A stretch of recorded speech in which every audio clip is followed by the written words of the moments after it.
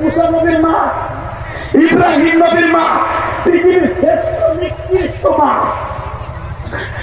তারপর আল্লাহ বলছে ইব্রাহিমের মায়ের বর্গ নিবি না। আল্লাহ বলতে পারবে?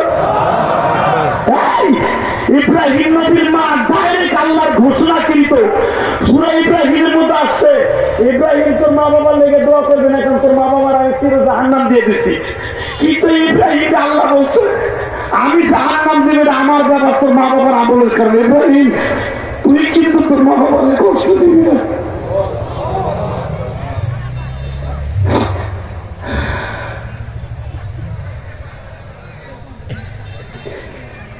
আমার কলিজার যুবক ভাইরা যারা নতুন বিবাহ করছো, আমি তোমাদের কাছে একটা অনুরোধ করে যাই, এই যে রমজান মাস আসতেছে, আর মাত্র 13 দিন মাঝখানে আছে।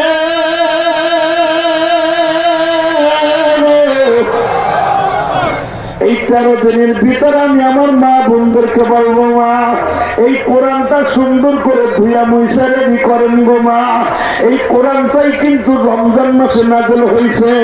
শাহরু রমাদান আল্লাযী উনজিলা ফীহিল কোরআন।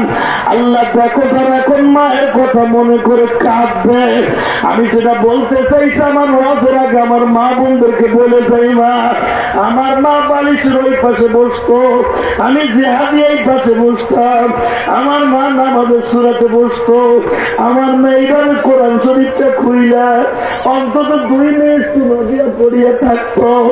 আমার মা বলতে আমি শুনছি কোরআনে যদি কেউ মোহাব্বত করে, আল্লাহ বলে তারা মোহাব্বত করে, কোরআন বুকে নিয়ে দোয়া করলে বলে আল্লাহ কবুল করে। আমার মা প্রথম আমার সামনে বইয়া বলতো, ইলিয়াস আল্লাহ যেন তোর এত বড় বানায়, তোর কথা শুনে যেন হাজার হাজার যুবক মহিলা পুরুষ কাঁদবে।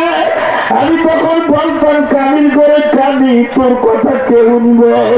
তখন আমার মা বলতো এমন একটা দিন আসবে তুই আমার এই কথাগুলো মানুষের শুনে শুনে তুইও কাঁদবি।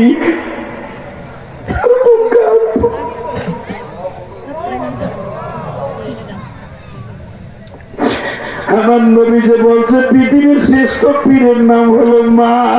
আমার মা কেমনে বুঝলি নিয়েছে আমার এই কথাগুলো শুনে তুইও কাঁদবি, জনগুলো কাঁদবি।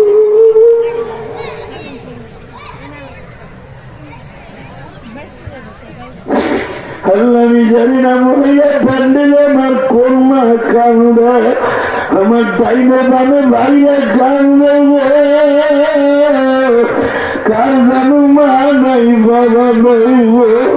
এই যাবার আলেম ভাইরা অনেকে আছে, অনেকের মা নাই, অনেকের বাবা নাই, অনেকের বাবা মা আছে কদর বুঝবি না রে ভাই। এমন একদিন আসবে চিল্লাবি কিন্তু মায়ের আর পাবি না। এই যে হুমায়ুন চৌধুরী বাড়ি আছে, গাড়ি আছে, ছেলে আছে, মেয়ে আছে, আর কোনদিন বাপ বলে ডাকলে কেউ রে পাবি না। দাঁত থাকতে তাদের মর্ম বুঝ, মা বাবা থাকতে তাদের খেদমত কইর, মাঝে মাঝে মারে বুকের মধ্যে নিয়া।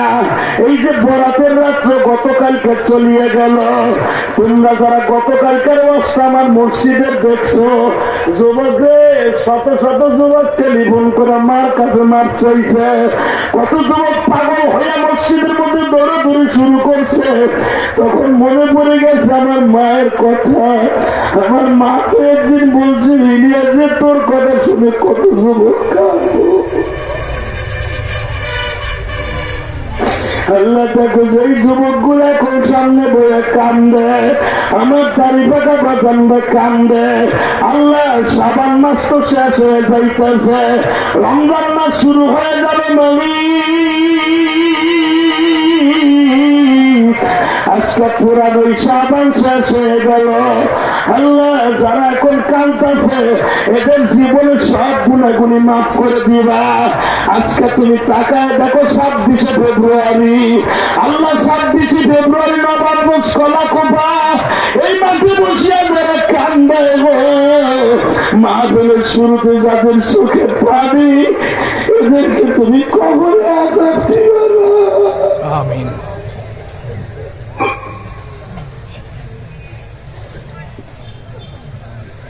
আল্লাহ মহিলা প্যান্ডেল থেকে কান্নার আওয়াজ শুনতেছি।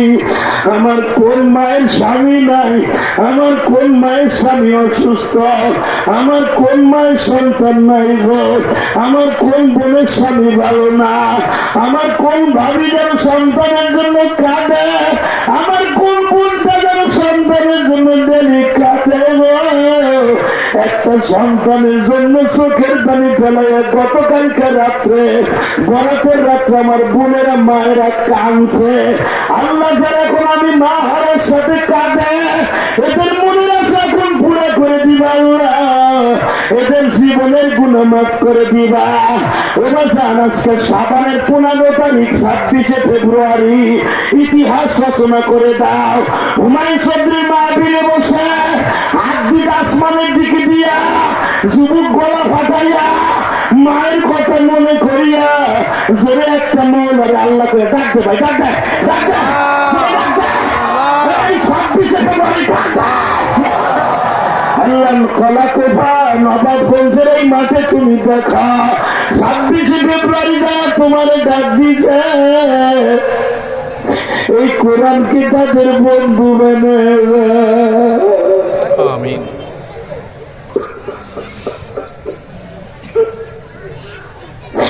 কোরআনকে এদের জন্য বন্ধু বানাবে।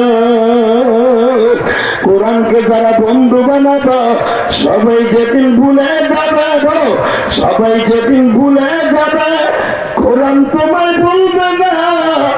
ঠিক মতো পড়িলে কোরআন ব্যস্ত তোমার ঠিকানা। বাবা যারা কোরআন পড়তে পারেন না তারা কি করবেন? এখন এটা প্রশ্ন, কথা বল না কেন? নবীর অনেক সাহাবী ছিল কোরআন পড়তে জানতো না, কথা বলেন না কেন? কারণ যারা অশিক্ষিত আরবি অক্ষর জানতো না তারা তো কোরআন পড়তে পারতো না। নবীর সব সাহাবী কোরআন হাফেজ ছিল না মেয়া। কোরআনের 16 লক্ষ সাহাবীর মধ্যে মাত্র 1000 কোরআনে হাফেজ ছিল। সুবহানাল্লাহ করেন না? সুবহানাল্লাহ। 16 লক্ষ সাহাবীর মধ্যে মাত্র 1000 হাফেজ কোরআন ছিল নবীর যুগে। ওই 1000 হাফেজের থেকে আজকে সারা পৃথিবীতে 4 কোটির উপরে হাফেজ কোরআন। সুবহানাল্লাহ। সুবহানাল্লাহ আসতে তো আরো জোরে কম, সুবহানাল্লাহ, আরো জোরে কম। আমার বাংলাদেশে 2.5 কোটির উপরে কোরআনের হাফেজ। সুবহানাল্লাহ। এবং আমার বাংলাদেশে এমন একটা দেশ এখন সারা পৃথিবীর ভিতর সবথেকে বড় চ্যাম্পিয়ন কোরআনের দিক দিয়ে বাংলাদেশ। সুবহানাল্লাহ।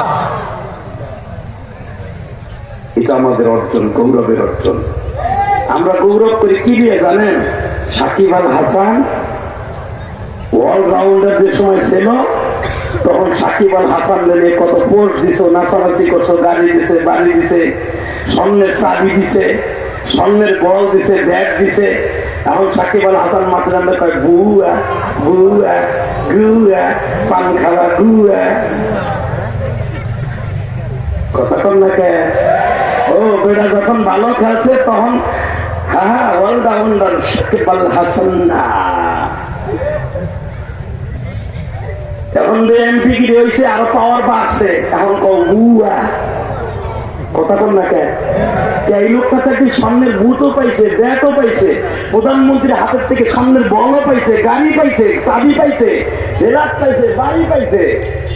এখন সে বুয়া কেমনে? কারণ কি জানো? এই খেলোয়াড়, নায়ক, গায়িকা, নায়িকা এদের একদিন ক্ষয় আছে, একজনের ক্ষয় নাই, শুধু জয় আছে। কোরআনের পাখিদের কোনোদিন ক্ষয় নয়। জোরে জোরে জোরে জোরে জোরে জোরে। সাকিব আল হাসান রাখো রাখো পরে। সাকিব আল হাসান কোনোদিনও সাকিব আল হাসানের মতো আর একটা খেলোয়াড় বানাইতে পারবে না।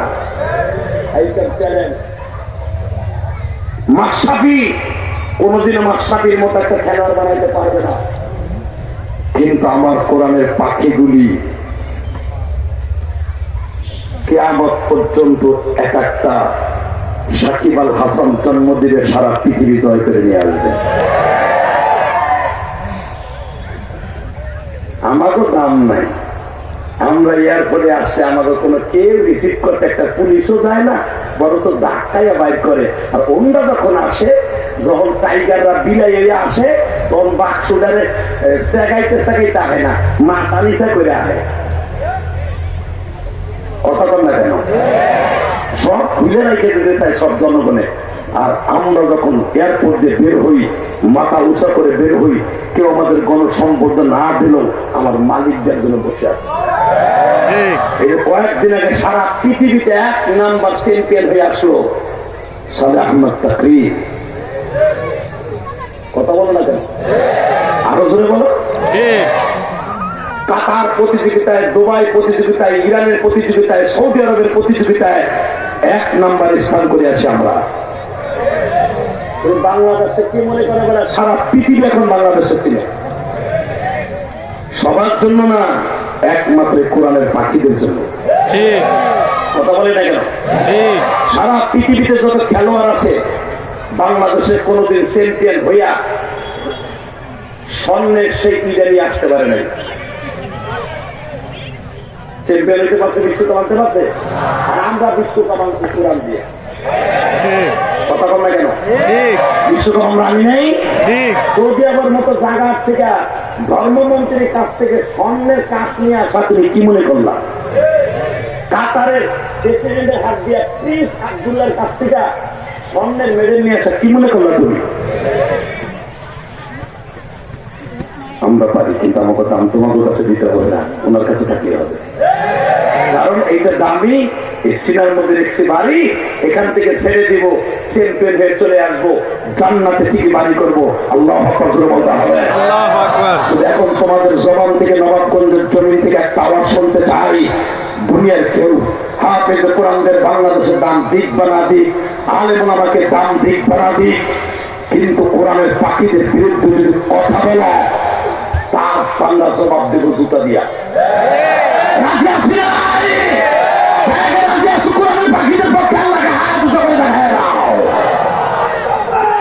আল্লাহু আকবার, আল্লাহু আকবার। ঘরে ঘরে জালো, ঘরে ঘরে জালো। আল্লাহু আকবার। এই কোরআনের পক্ষে যারা স্লোগানটা দিচ্ছেন, কাজে লাগবে ইনশাআল্লাহ বলেন। ইনশাআল্লাহ। কারণ কোরআনের পাখিরা কোনোদিন আমাদের সামনে ভুয়া ভুয়া এই শব্দটা বলতে পারবে না। ঠিক। কিয়ামত পর্যন্ত কোরআন এই জমিনে থাকবে। ঠিক। আর এই কোরআনের পাখিরাও থাকবে। ঠিক। প্রতি বছর এক একটা কোরআনের পাখি জন্ম নিবে, সারা পৃথিবী জয় করে আসবে।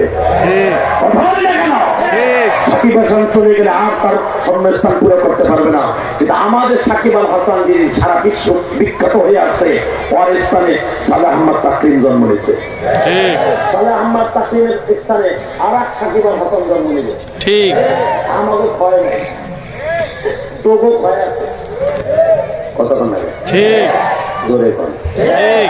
আরো জোরে। ঠিক। বাদাম খা, তুই বাপ্পাতি বাদাম খা, ও গালে দেয় আবার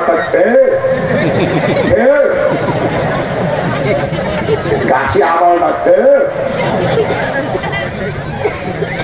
মনে করে আমি দেখি না, আমার চোখ বেড়া জুড়ির মতো। এবারে এই কালিরে ছত্রভঙ্গ কর, এই কলার আলির থাকতেছে একটা দেখেন, একটা দিকে কালি তো এত কিছু ওইটা